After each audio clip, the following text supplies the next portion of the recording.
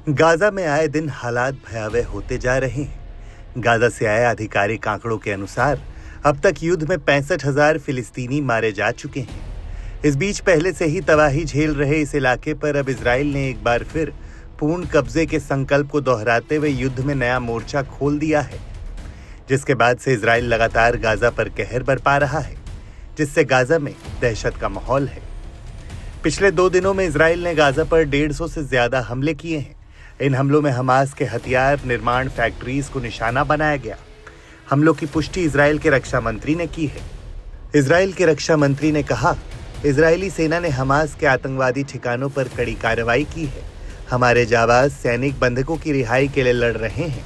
हम हमास को हराकर ही दम लेंगे। बीते 2 दिनों से गाजा पर भारी बमबारी की जा रही है।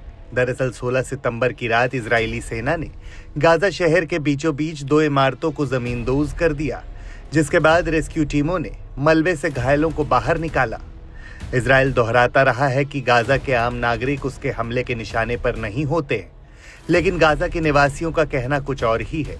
वो कहते हैं कि पिछले 2 दिनों में गाजा में कई घर तबाह हो चुके हैं।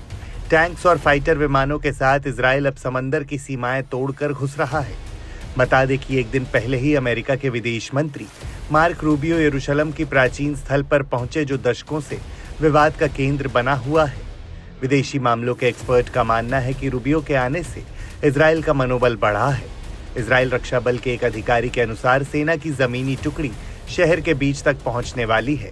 साथ ही हमास के 3,000 आतंकियों से लड़ने के लिए और सैन्य बल भेजा जाने वाला है।